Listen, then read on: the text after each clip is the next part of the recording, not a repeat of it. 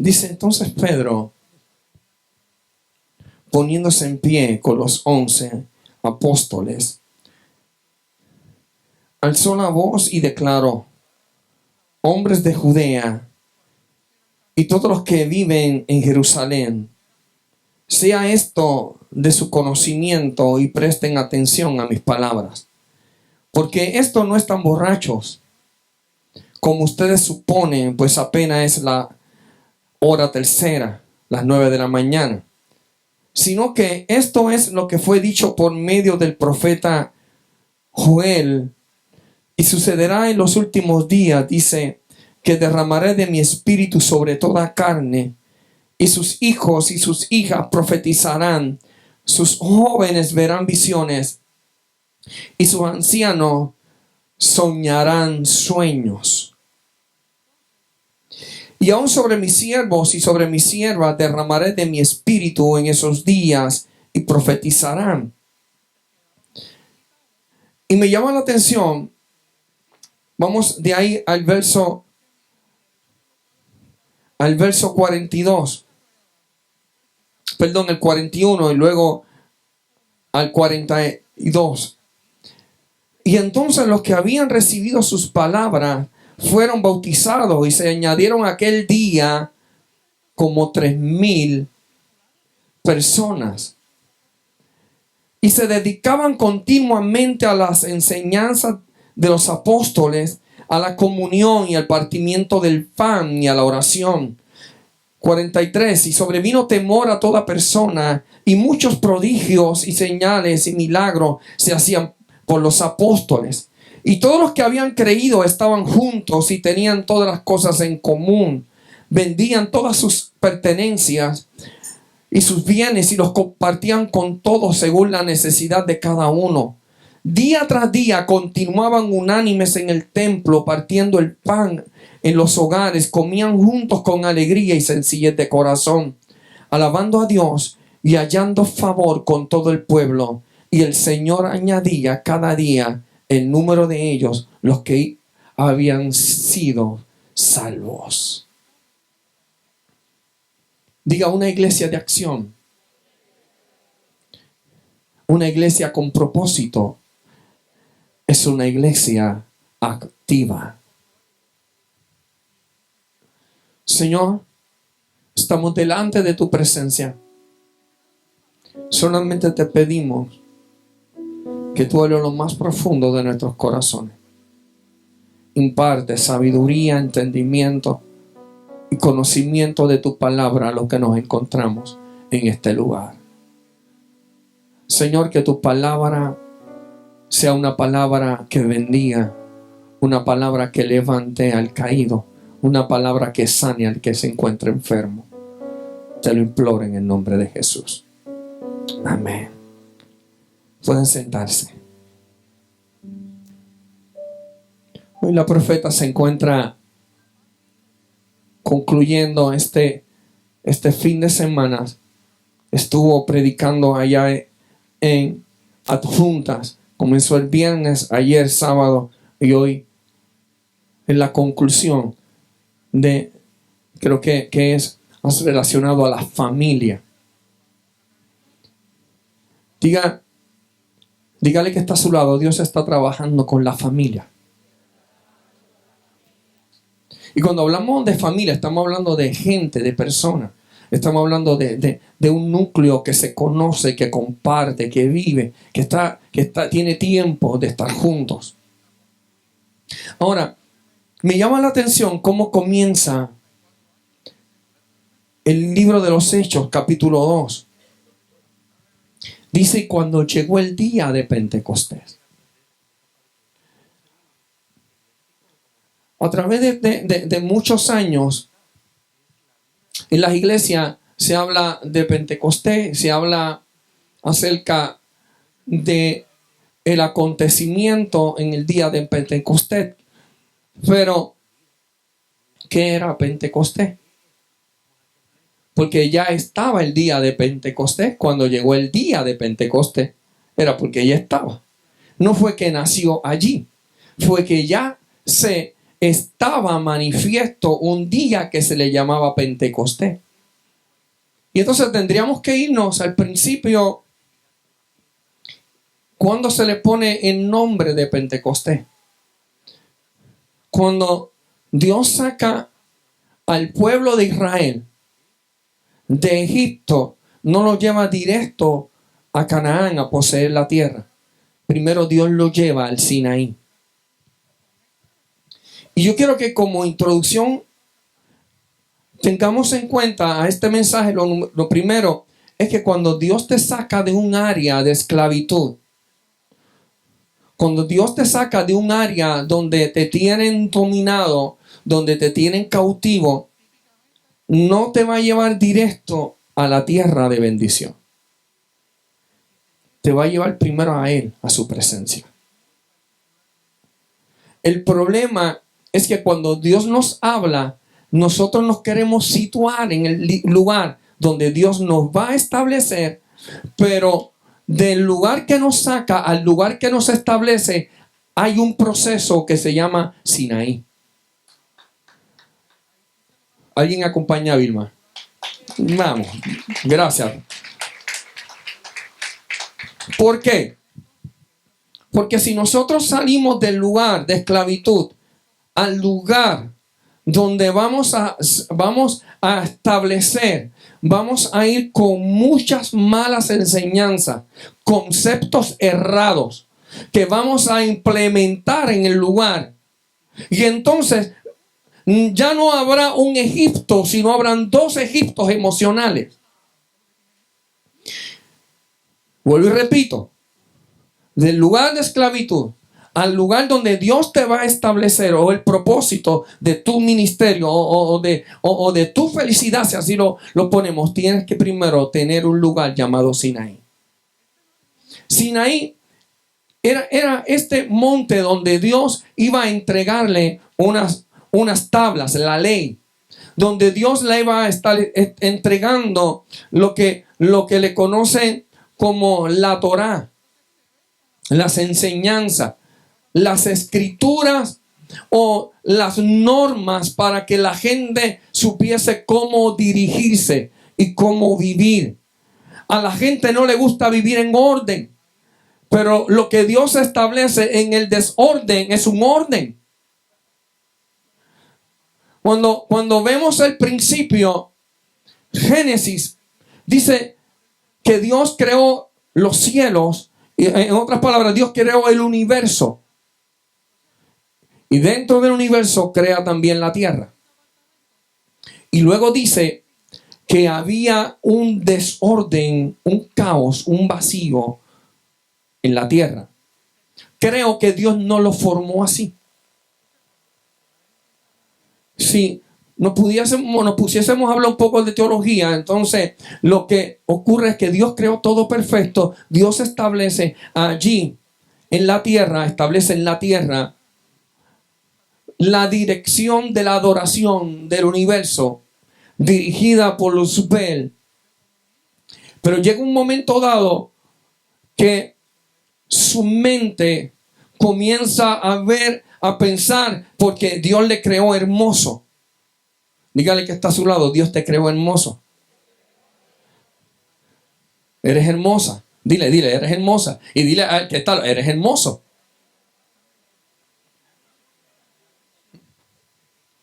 Y entonces quizás usted pensará, ¿y por qué me veo tan feo en el espejo? Tu espejo miente. Ahora, escuche esto. Luzbel dice, wow, yo quiero imaginármelo. Yo soy hermoso. Soy el sello de la perfección. Soy lo más hermoso. Lo más hermoso. Hay que darle un golpe a este micrófono para que. Soy lo más hermoso. Pero ocurre algo. Es que se llena de altivez. Cuidado cuando te veas en el espejo. Piensa de ti con cordura. ¿En qué espejo? Quizás no hay un espejo, Pero cuando piensas en lo que Dios habló de tu ministerio, cuidado, cómo lo estás proyectando, cómo te ves. Somos servidores. ¿Me está escuchando? Cuando Dios me habla y me dice una palabra y me dice, apóstol, se abren las naciones, yo lo que comienzo a pensar es, tengo que vivir caminando en la tierra, porque van a haber muchos que van a estar mirando mi ejemplo. Y si yo comienzo a caminar con pies torcidos, habrá muchos que comenzarán a torcérsele los pies. Si me lleno de orgullo y de vanagloria, habrá muchos que me van a imitar y se van a llenar sus corazones de vanagloria. Luzbel engañó una tercera parte del cielo, no porque quería subir un trono más arriba del de Dios, porque él mismo sabía como el de Dios ninguno, pero él dijo, quiero sentarme en la silla de Dios. Se llenó de altivez, se llenó de orgullo. Vuelvo otra vez ahora. ¿Y por qué estoy diciendo esto? Porque cuando Dios te saca de la esclavitud, te tiene que pasar por el Sinaí para traerte orden, para que pienses de ti con cordura, para que sepas que hay límites. Dígale que está a su lado, límites. Y de ese límite no puedo pasar, de esa raya no puedo pasar. Para que entiendan que hay un trono y en ese trono yo no me puedo sentar, de que se corresponde a Dios sentarse. En otras palabras, cuando Dios me está hablando, me está diciendo, necesito que sirvas mejor. Necesito que sirvas en unas áreas que todavía no has servido, porque naciste para servir. Naciste para trabajar en unas áreas. ¿Me está entendiendo, iglesia? Por eso, si te sacan de Egipto y te llevan con tus carencias a Canaán, te conviertes en un faraón. Y Dios te quiere sacar de Egipto para pasarte por su presencia, para que entonces Él se haga uno en ti y tengas compasión, misericordia sobre aquel que está a tu lado. Y ya no lo oprimas, ya no lo aplastes, ya no lo laceres, ya no lo humilles, sino que entonces lo vea como igual que tú y diga, ¿sabes qué? Tengo que pensar de mí con cordura, pero tengo que ver a este que está a mi lado como superior que yo, porque para yo poder servir lo tengo que ver como superior. ¿Alguien no entendió eso? Significa que para yo poderle servir bien a otro, yo tengo que ver a esa persona como superior que mí, como que me tengo que humillar, tengo que servirle, porque para eso nací, para serle un servidor. Entonces Dios no quiere gente que se trepen acá arriba. Dios quiere gente que de una transferencia de la esclavitud a Canaán entiendan que tienen que entrar a su presencia, conocerle, establecer su voluntad, que son sus mandamientos, sus leyes. Y a mí me sorprende lo que dice: ya no estableceré más sus leyes en una tabla de piedra, sino la pondré en sus corazones. Dios estableció tu corazón para establecer los estatutos, los mandatos en ti. En otras palabras, dile al que está a tu lado: el Espíritu Santo está escribiendo en ti. Y usted dice: apóstol, no entiendo por dónde vas. Ahora vas a entenderlo. Cuando estuvieron allí en Sinaí, que le entregan la Torá, significa que cuando lo lleva allí al Sinaí, les entrega 50 días después, le entrega los mandamientos, los estatutos. Dios entrega la Torá. 50 días después de la Pascua, Dios le está entregando la Torá en Sinaí. Vuelvo y repito. El pueblo se encontraba en Egipto. Allí celebraron la Pascua. ¿Qué era la Pascua? La fiesta judaica, significando: te saco de tierra de esclavitud. Te saco de una tierra de esclavitud. Y Dios sacó al pueblo de la tierra de esclavitud, lo lleva a Sinaí, y ahora en 50 días después de la Pascua le entrega la Torá. Ahora, 50 días después de la Pascua que celebró Jesús, que era la Pascua, Jesús murió allí en la cruz del Calvario. Él hizo una Pascua y celebró, se sentó con sus discípulos, les dio a comer, le dijo: este es mi cuerpo. esta es mi sangre. Y cada día que ustedes hagan esto, acuérdense de mí.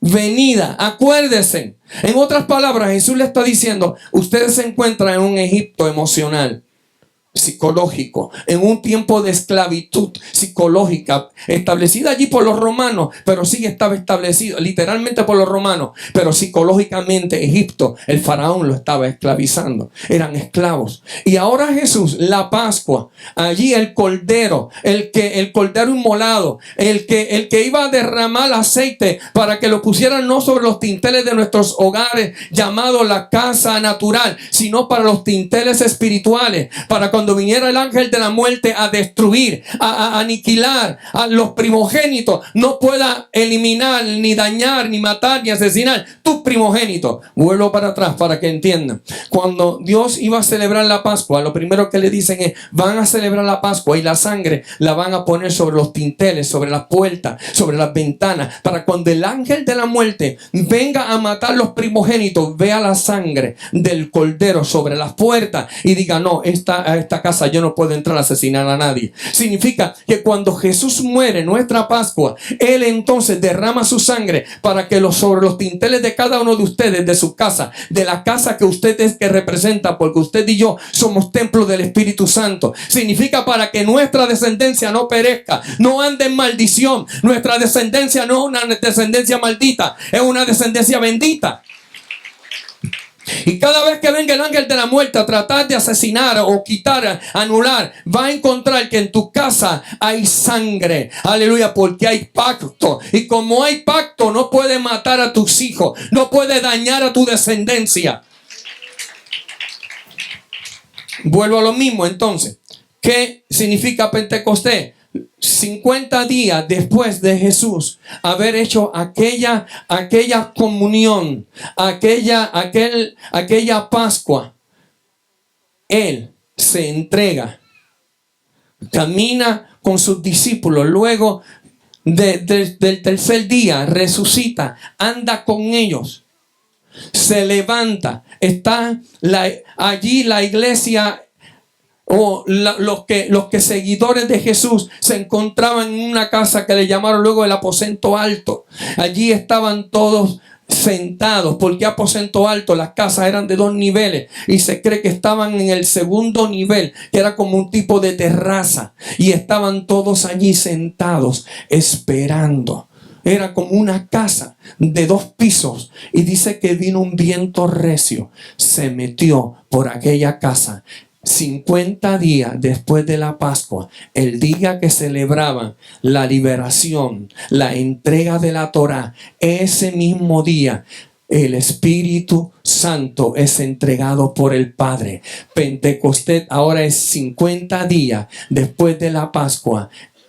Dios entrega su Santo Espíritu para que escriba en cada uno de nosotros la Torá, escriba en cada uno de nosotros sus mandamientos, escriba en cada uno de nosotros sus estatutos. Ya no escribiré la palabra sobre piedra, sino sobre sus corazones. La palabra de Dios está escrita en ti. La palabra de Dios está escrita en ti. La palabra de Dios está escrita en ti. La palabra de Dios está escrita en nosotros. Así es que la palabra de Dios no puede ser algo que no entendamos. Usted lo único que tiene que decirle, Espíritu Santo, revélame, Señor, lo que está en tu palabra, porque es mía. ¿Qué ocurre este día? Comienzan a hablar en lengua. Se le asienta una llama sobre la cabeza. Unos comienzan a hablar en un idioma que no entendían, en un lenguaje que para los cananeos o para los judíos era un lenguaje inmundo. Porque allí había gente de diferentes partes donde asistían, donde vivían, que para ellos el lenguaje de esta nación era un lenguaje completamente carnal, inmundo. Y ahora ellos se levantan allí y comienzan a hablar en un lenguaje inmundo las maravillas del Dios Todopoderoso. Lo que pasa es que la gente se olvida leer la palabra. Y en Sofonías comienza a haber una palabra profética donde dice, porque aquí vendrán días donde pueblo inmundo con lengua inmunda comenzará a hablar de las maravillas del Dios Altísimo. Y entonces hay un linaje hoy en día levantándose para hablar solamente en hebreo. No. Yo quiero decirte algo. Dios santificó el español para que pudiésemos adorar a Dios en nuestro idioma. Dios santificó el inglés para que puedan adorar a Dios en inglés. Dios santificó toda lengua, todo tipo de dialecto, para que a través de ese idioma se pudiese glorificar el Dios Altísimo. Allí comienzan a hablar en otras lenguas y comenzaron la gente que estaba, los piadosos, los que venían de estos lugares, dijeron, estos no son cananeos. ¿Y cómo están hablando en los idiomas donde nosotros hemos nacido? Y están hablando las maravillas del Dios Altísimo. Estamos escuchando bien en un idioma, en una lengua completamente inmunda. Están hablando de las maravillas. Quedaron sorprendidos. Dios te está utilizando.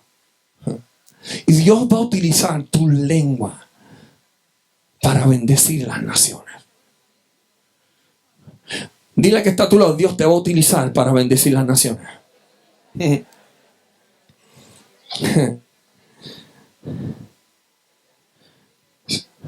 ¿Sabe lo que ocurre? Que se levanta también un grupo a tratar de decir, de mofarse de lo que tú estás hablando. Dígale, se van a mofar de ti.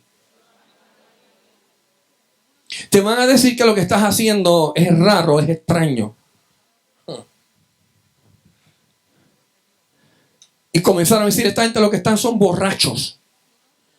Y ahí se levanta Pedro, lleno del Espíritu Santo, y comienza a decir, esta gente no está ebria. Esto fue lo que profetizó Joel, que en los postreros días derramará de su Santo Espíritu sobre toda carne, y vuestros hijos y vuestras hijas profetizarán. Si aquellos eran tiempos finales, lo que Pedro estaba señalando, cuanto más estos tiempos. Estamos escuchando cosas poderosas. El río de Jerusalén está volviendo a tener agua. Milagros de los últimos tiempos que nos están anunciando que nuestro Redentor está pronto a aparecer.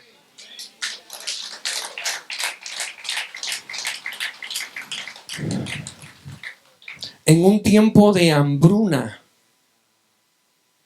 más que la sequía que estamos teniendo en Puerto Rico, hay una sequía mundial de la palabra de Dios. Las naciones muchas de ellas se están levantando con estrategias que lo que hacen es humillar y oprimir al pueblo de Dios, cerrándole la boca a los creyentes, cerrándole la boca a los cristianos, cerrando nuestra boca para que no digamos lo que podemos decir, porque a través de la democracia significa que usted tiene que respetar a las demás religiones, pero las demás religiones no pueden respetar nuestra opinión. Entonces esto no es igualdad, es desigualdad. Esto está para solamente por un bando, no es para que podamos todos establecer una democracia como es lo que están planteando. Ahora, mi pregunta es la siguiente: ¿qué vamos a hacer? ¿Qué vamos a hacer como iglesia? Pedro se puso en pie. ¿Qué tiene que hacer la iglesia en este tiempo? Ponerse en pie. ¿Qué tiene que hacer los hombres y mujeres de Dios, los jóvenes, los niños? Ponerse de pie. No nos podemos callar, porque El Espíritu Santo está dentro de ti y te dará valor. El Espíritu Santo está dentro de ti y te dará las herramientas para trabajar. El Espíritu Santo está dentro de ti y aunque no digas Dios, vas a llevar la esencia de Dios, como decía los otros días aquí la palabra. No necesariamente tendrás que hablar de Dios, sino vas a demostrar a Dios con tu vida. Ahora, comienza Pedro a levantarse y a decir quién era David. Y comienza a hablar de David. Pero más que de David, estaba hablando de quién era la descendencia de David, que era Jesús. Y entonces, luego que termina este discurso, ocurre algo. Dice que la gente comenzaron ellos a recibir, a arrepentirse. Comenzaron a recibir a Jesús. Porque entendieron que solamente en Jesucristo, en el Mesías, había perdón de pecado. Y ellos comenzaron a recibir. Y dijo, porque Pedro dijo, porque no hay otro nombre dado a los hombres en quien podamos ser salvos. Y a este Jesús que se crucificó, a este Jesús que crucificamos, fue que resucitó al tercer día, porque era y es el Hijo de Dios. Es el Cordero inmolado, el que hablaba Juan el Bautista. He aquí el Cordero inmolado. He aquí el Cordero que nos limpia de todo pecado.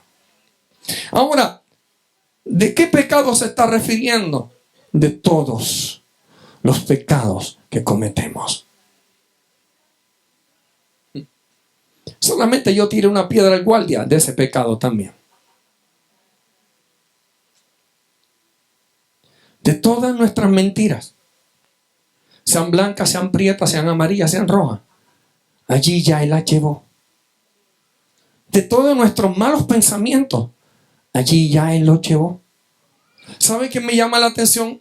Que cuando van donde Jesús para tratar de acusarle, le dice, comienzan a hablarle acerca de lo que es el adulterio. Y comienzan a señalarle lo que es el adulterio.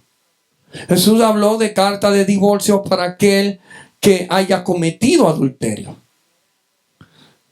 En otras palabras, se había establecido dos formas de cómo usted se podía casar. Se podía casar si usted era una viuda o un viudo, o si se le hubiese ocurrido un adulterio, que su esposo o su esposa le hubiese sido infiel. Mayormente la esposa, si le hubiese sido infiel. Ahora, ¿qué ocurre? Jesús dice, ¿sabes qué? Yo les voy a decir algo. Moisés trajo esto por la forma de ustedes pensar. Pero yo les voy a hablar que es mucho más allá. Si tú en tu corazón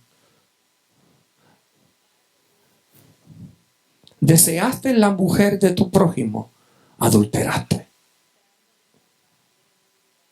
Entonces significa que si yo en mi corazón anhelo lo que tiene Emis, lo estoy envidiando y lo estoy celando, y esto me lleva a pecar. Significa que estoy acostándome o me quiero acostar con la mujer de mi prójimo. Y entonces, dentro de mi corazón, dentro de mi mente, ya hay un adulterio que todavía no se ha consumido, pero está ahí. Y lo único que me corresponde es que darle a luz o abortarlo. Y entonces Jesús le está diciendo, ¿sabes que si tú atraes la mujer de tu prójimo y la tienes en tu mente o la tienes en tu corazón, ya adulteraste con ella? Lo que tienes que hacer es abortarlo. Y usted dice, ¿por qué estás diciendo esto? ¿Por qué le estoy trayendo esto? Porque Jesús estableció, el día de Pentecostés, estableció la ley en tu corazón. Vuelvo al Génesis. En Génesis capítulo 2 comienza a hablarnos de todo lo que Dios estableció que era bueno. En el 1 comienza a hablar de cómo hizo la siembra. En el 2 comienza a reorganizar y decir que Dios puso allí en el huerto plantas que eran ¿de qué? Eran atractivas a la vista. Y todas ellas para bendecirnos. Y todas ellas para bendecir los que se encontraban en el huerto. Ahora, en el huerto había plantado un árbol que se llamaba el árbol de la vida. Esencia, diga conmigo, esencia de Jesús, del Mesías, del Hijo de Dios. La esencia estaba en el huerto, en el árbol de la vida. Pero también había otro árbol que se llamaba el árbol de la ciencia del bien y del mal. Diga conmigo, el árbol del conocimiento. Ahora, este árbol tenía la naturaleza de Luzbel, la naturaleza de Satanás. ¿Y usted cómo es eso? Ya usted verá. Porque en el árbol de la vida estaba la naturaleza del Hijo de Dios. En el árbol de la ciencia del bien y del mal, ¿qué es ciencia? Los maestros, ciencia, el estudio de ¿qué? Pues aquí no hay maestro. ¿Qué pasó aquí con los maestros? ¿Dónde están? Oli, ¿qué ciencia? ¿El estudio de qué? ¿De lo qué? El estudio de qué? De lo oculto. De las cosas ocultas.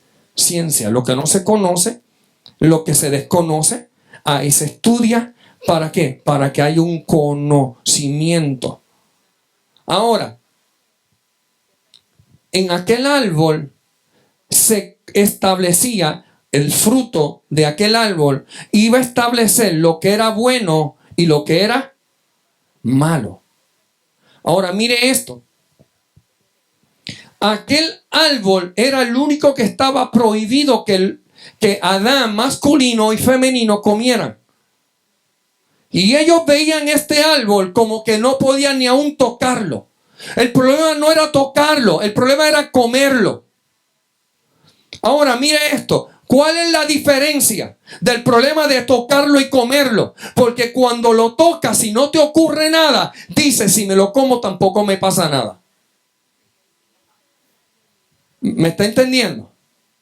El problema es que cuando yo digo, si yo toco este árbol, algo malo me va a ocurrir, me va a cambiar, y lo toco y nada me ocurre, no siento ni piquiña, significa que entonces si no me ocurre nada cuando lo toco, menos me ocurrirá cuando me lo coma. Dios le dijo, no comas del árbol. Dios no le dijo, no toques. Pero ellos tenían un concepto. Ellos establecieron un concepto dentro de ellos de no comer, pero también de no tocar. El problema de añadirle a lo que Dios nos da. El problema de las instrucciones que Dios nos otorga a nosotros, tomarlas en poco, no examinarlas. Cuando la serpiente le dijo con que no podéis comer de los árboles del huerto. ¿Sabe por qué? Porque la serpiente entendía que su naturaleza, ahora hablando de Satanás, estaba allí. Y le dijo, Dios nos dijo que no tocáramos ni comiéramos. Eso dijo Eva, eso dijo la mujer. Adán femenino dijo eso. Y le dijo, lo que pasa es que el día que tú comas de él, serás como Dios. El concepto serás como Dios, ya ellos eran como Dios.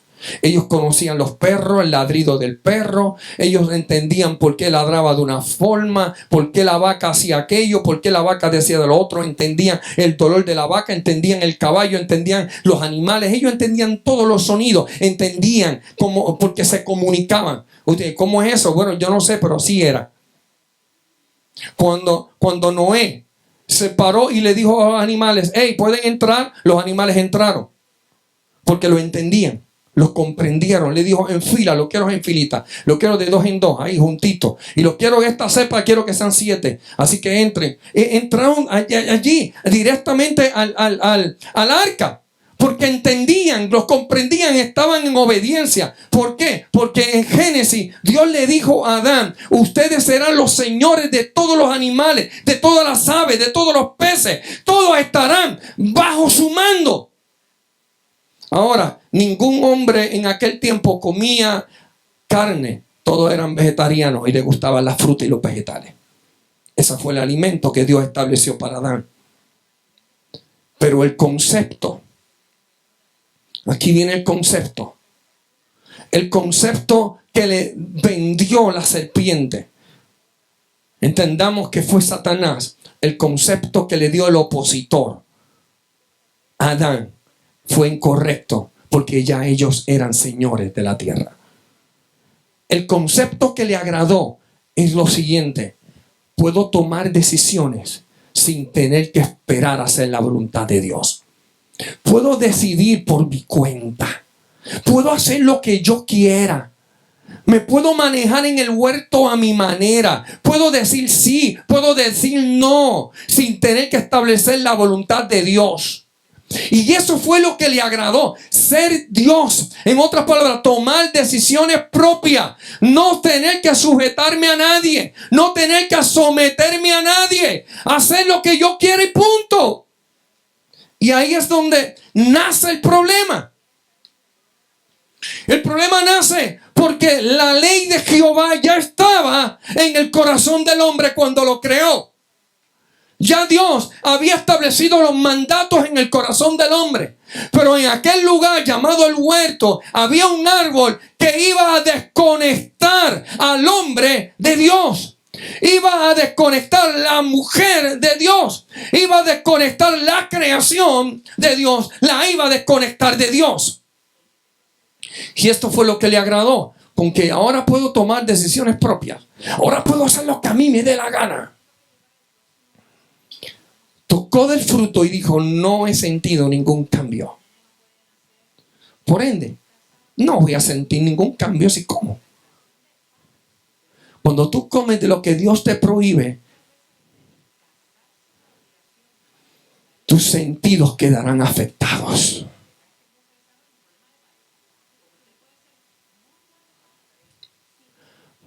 Cuando su sentido auditivo fue afectado, ahora su visión había sido afectada. Ya no veía de la misma forma. Escuchó un concepto y cuando vio el fruto lo vio apetecible. Lo que antes veía como malo, como incorrecto, ahora lo veía apetecible. ¿Por qué? Porque dentro de Adán masculino y femenino se estaba introduciendo concepto de que el huerto, dentro de aquel huerto, aquel árbol no era malo, porque lo que iba a llevarlos a ellos era a otro nivel. Cuidado con lo que te venden de otro nivel. El otro nivel no significa desobediencia. No significa te llevo a un lugar donde tú hagas lo que te dé la gana.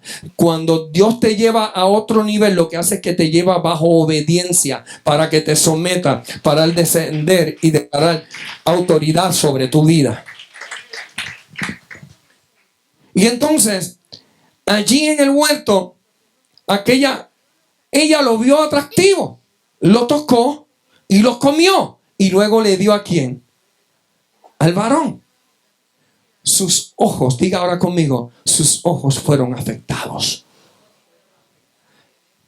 ¿Por qué fueron afectados sus ojos? Porque primero su oído fue afectado, luego su forma, y ahora cuando comieron y gustaron, desobedecieron. Y cuando desobedecemos, se trastocó nuestros 5 sentidos. ¿Sabe lo que dice la palabra? Que Adán se escondió. Pero a mí me llama la atención lo que dice el Talmud. El Talmud dice que cuando Jehová se paseaba como si fuese un rocío, como si fuese la frescura, todas las mañanas en el huerto, Adán iba a su encuentro. Pero ocurrió algo diferente esa mañana. Cuando viene Jehová como frescura y entra en el huerto, Adán dice, como yo puedo tomar decisiones, tomo la decisión de no encontrarme con él. Pero nuestra Biblia dice que Adán dijo, tuve miedo porque estaba desnudo y me escondí. Eso no fue lo que dijo. Lo que él dijo fue lo siguiente: decido esconderme y no presentarme delante de mi Creador. Porque ahora yo puedo decidir si me presento o no me presento. Y Jehová le dijo, ¿y quién te dijo que estaba desnudo? Ya él sabía. Dios sabe dónde tú estás y en la posición que tú te encuentras. Dios sabe que quién te está cubriendo, si son hojitas. Si son hojas de higuera que te estás cubriendo tus partes íntimas. ¿Y por qué te las estás poniendo? ¿Acaso Dios no te creó? Y Dios lo había creado de la forma en que estaba. Pero el concepto de él se había dañado. La forma de ver ahora a Dios era diferente.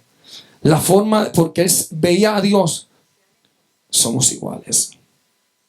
Y yo decido no tener que presentarme delante de él. Y luego ahí es donde viene y le dice, la mujer que me diste me dio del fruto del árbol. Justificación. Eso lo escuchamos el miércoles. El asunto es que hoy todavía se siguen decidiendo comer del fruto de la ciencia del bien y del mal. El árbol de la ciencia del bien y del mal no fue erradicado. No fue eliminado, ni fue quemado, ni fue sacado. Se encuentra todavía a tu lado y a mi lado. Se encuentra en nuestra mente. Se encuentra en nuestro lugar de delicias. En el lugar donde debemos descansar. En el lugar donde debemos confiar en Dios. ¿Y dónde está, apóstol? ¿Dónde lo veo? Cada vez que te corresponde a tomar una decisión. El árbol se presenta delante de ti cuando tu concepto de bueno y malo es el que comienza a trabajar. Cuando comienza a decir, yo entiendo que yo voy a hacer esto porque esto no es malo. La iglesia dice esto, pero yo no tengo por qué someterme porque yo no veo que sea nada malo. Ahí estás comiendo del fruto de lo bueno y de lo malo. Escucho bien, el fruto se llama el árbol de la ciencia del bien y del mal. El árbol del conocer si es bueno o si es malo. Ahora me corresponde a mí decidir si es bueno o si es malo. Significa que no tengo por qué someterme a obediencia. No tengo por qué someterme a la voluntad de Dios. Porque ahora Edwin Casillas puede decidir si es bueno o es malo. Y cuando yo decido si es bueno o si es malo, si me conviene, es bueno. Si no me conviene, es malo. Significa que mi concepto de recibir lo que es bueno y lo que es malo es afectado por mi ego. ¿Me está entendiendo? Tocó mi ego.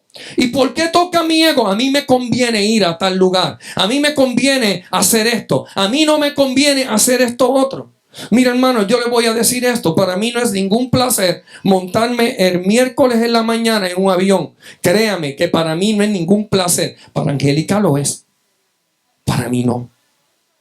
Angélica lo hace a diario. Angélica es como montarse en el carro, como yo me monto en el carro por la mañana para ir a mi trabajo. Para mí no. Ya yo estoy nervioso. ¿Y sabes qué? Y no le oro a Dios que me lo quite. ¿Por qué? Porque yo solamente me monto en un pájaro de esos si yo voy a hacer la voluntad de Dios.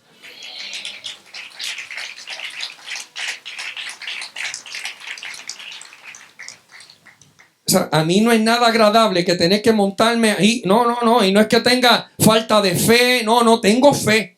Y yo tengo fe. Me voy a montar y voy para allá y voy a llegar allá en el nombre del Señor. Voy en las manos de Dios. Y el día que me corresponda morirme, me muero, sea en un avión, sea en un barco, sea tomando un vaso de agua. Eso está bien claro. Lo que sí digo es que para mí no es una fiebre. Para mí solamente lo hago cuando obedezco al Dios del cielo. Por obediencia. Diga conmigo, por obediencia. Lo bueno y lo malo. Yo no estoy pensando, me conviene ir a Texas. No. Porque si no me hubiese parido mi mamá en Texas. Mi mamá me parió en Puerto Rico. Y Dios no me ha dicho, vete a vivir a Texas. No. Ahora, hay una iglesia que nos espera, como la iglesia de Macedonia esperaba que llegara alguien con una palabra de Dios. Y voy en obediencia porque sé que aquí hay una iglesia madura. Porque sé que aquí hay un Víctor que me va a cubrir el domingo que viene. Amén, Víctor.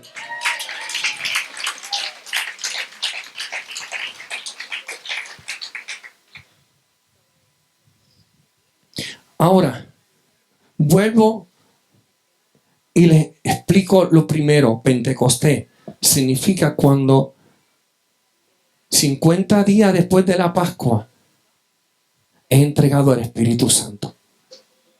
Escúcheme, iglesia. ¿Por qué? Porque el árbol de la ciencia, del bien y del mal, había afectado la toma de decisiones. Lo bueno y lo malo. Yo no sé si usted lo ha escuchado de los ancianos. Ya él sabe lo bueno y lo malo. Cuando estamos diciendo que nuestros hijos ya están grandecitos, decimos, ya él sabe lo bueno y lo malo. Ahí es el peligro. Porque ahora va a tomar decisiones por su propia cuenta, no dependiendo de Dios. Nuestras decisiones muchas veces son erradas porque no consultamos con Dios. Nuestra vida va a veces en declive y en fracaso porque no consultamos con Dios. Nuestra relación con Dios ha menguado y por eso es que hay una sequía en nuestra tierra. Más que la sequía del agua, la sequía de la palabra. Y cuando escuchamos conocedores, teólogos de la palabra, que muchos dicen teólogos de la palabra, que comienzan a pronunciar la palabra y la hablan de una forma, de una manera espectacular, pero cuando vemos la vida de estos profesores versus lo que predican, tú dices, no concuerda. Es porque todavía se están basando sus tomas de decisiones conforme al árbol de la ciencia del bien y del mal. Yo conozco lo que es bueno, yo conozco lo que es malo. Pero Dios nos está llamando a que vivamos una vida de excelencia. La vida de excelencia, como único podemos tomarla, es cuando usted y yo decidimos agradarle a Él. Cuando usted y yo decidimos obedecerle. Cuando usted y yo decidimos someternos bajo la poderosa mano de Dios para que Él nos exalte cuando sea el tiempo. Cuando le decimos, Señor, aquí está mi vida y yo te quiero honrar con todo lo que hago, con todo lo que yo digo, con todo lo que yo expreso. Yo te quiero adorar, yo te quiero engrandecer. Estamos permitiendo que el Espíritu Santo escriba, no con cinceles, sino con su fuego en nuestros corazones, el establecer la voluntad de Dios. El establecer la voluntad de Dios en nuestra vida. El establecer la voluntad de Dios conforme a lo que Él quiere que nosotros hagamos. A mí me da dolor en mi corazón. En una ocasión escuché una palabra que Dios le habló a un jovencito.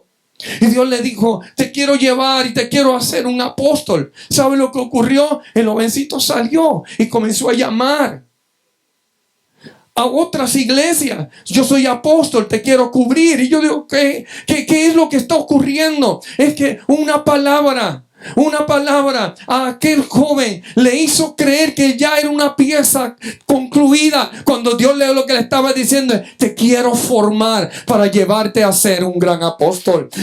¿Sabe qué, iglesia? Escuche bien lo que Dios te está diciendo. Nuestros egos nos traicionan porque están basadas en lo que es bueno y lo que es malo. Nos corresponde volver nuestro rostro a Dios y decirle, ¿qué es lo que tú quieres que yo haga?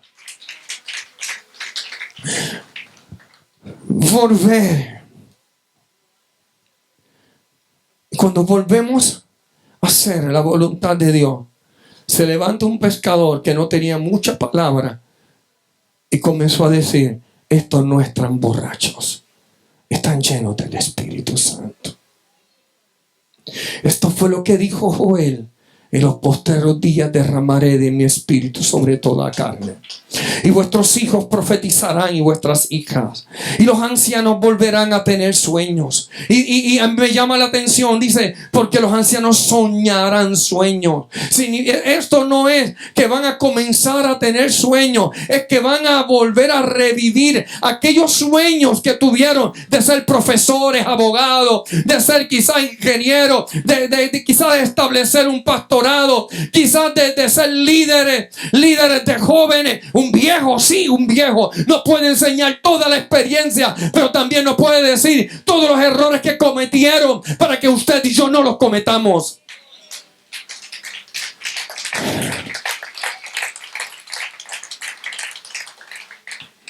Una iglesia apostólica tiene que convertirse en una iglesia de enseñanza continua. Una iglesia que enseñe con su vida. Una iglesia que establezca la voluntad del Dios del cielo. Más que nuestra voluntad, más de lo que me conviene o no me conviene, más de lo que me gusta o no me gusta, es establecer el propósito de Dios en nuestra vida. Quiero concluir con esto. Hechos capítulo 2, verso 42. Y se dedicaban continuamente a la enseñanza. Se dedicaban a la comunión, porque compartían el pan. Y no tan solamente esto, sino que oraban. Y entonces sobrevino un gran temor sobre todas personas. Porque cuando estudiamos la palabra, diga conmigo, cuando estudiamos la palabra, cuando vivimos en comunión, cuando compartimos el pan de la enseñanza y también el de los alimentos, y oramos los unos por los otros, nuestra tierra va a temblar. Dígale, Puerto Rico va a temblar. Y va a sobrevenir un gran temor. Y la gente tendrá que respetar las iglesias. Y el gobierno tendrá que respetar las iglesias. Porque se van a manifestar prodigios. Los enfermos se van a sanar. Los que están dolidos van a quedar sanos. Los que estaban heridos en iglesias van a quedar sanos. Porque hay una iglesia que se ama. Hay una iglesia que se busca. Hay una iglesia que comparte el pan. Diga conmigo, somos esa iglesia. Somos la iglesia del cambio. Somos la iglesia transformadora. Porque vamos a permitir al Espíritu Santo que escriba sus mandatos. No en una tabla de piedra, sino en nuestros corazones. Y vamos a obedecerle. Y no vamos a vivir por lo que me conviene o no me conviene. Voy a vivir para establecer su voluntad aquí en la tierra. Póngase en pie.